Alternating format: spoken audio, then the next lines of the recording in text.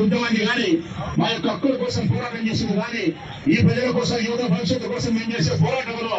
మా యొక్క జీవితాన్ని ఎంత బలంగా మేము పెట్టగలుగుతామని చెప్పి మీరు పరీక్షించాలనుకుంటే చంద్రబాబు నాయుడు ఇదిగో మీ పోలీసులు ఎక్కడే ఉన్నారు రమ్మను చేతనైతే మీ పోలీసులు తుపాకులు పెట్టి ఈ గుండెలకు కాల్చడం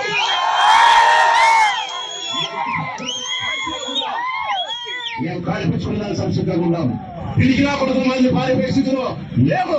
ఈ భవిష్యత్తు కోసం యువత భవిష్యత్తు కోసం మరణించడానికి కూడా సంసిద్ధంగా ఉన్నాం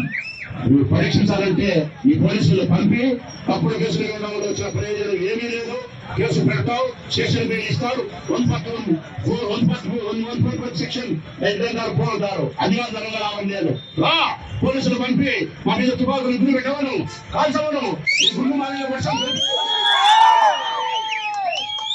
ఈ రాష్ట్రంలో స్వేచ్ఛ లేకుండా స్వాతంత్రం లేకుండా నిరసన తెలిపే అధికారం లేకుండా ఈ జీవితాన్ని బతికేదానికంటే స్వాతంత్రం కోసం స్వేచ్ఛ కోసం ఏదో భవిష్యత్తు కోసం పోలీసుల చేత మేము కాల్పులు జరిపించుకొని మరణించడమే మేము చరిత్రలో సూర్యక్షరాలతో లిఖించబడిపోవాలనేది మా నమ్మకం కాబట్టి మరణాన్ని ఆహ్వానిస్తా ఉన్నాం యువత భవిష్యత్తు కోసం రక్తంతో పాట వేసేదానికి సంసిద్ధంగా ఉన్నామని చెప్తా ఉన్నాం ఈ జమ్మలో దీక్ష చేసి తీరుతాం ఇక్కడ మీరు భద్రం చేస్తే పోలీస్ స్టేషన్ లో చేస్తాం పోలీస్ స్టేషన్ లో తీస్తే అంబేద్కర్ విగ్రహం దగ్గర కూర్చొని దీక్ష చేస్తామే తప్ప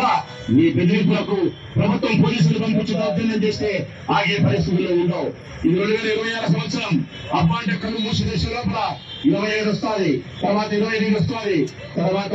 మీ దూరం పెంచడానికి 29వ సంవత్సరం కూడా రాష్ట్రంలో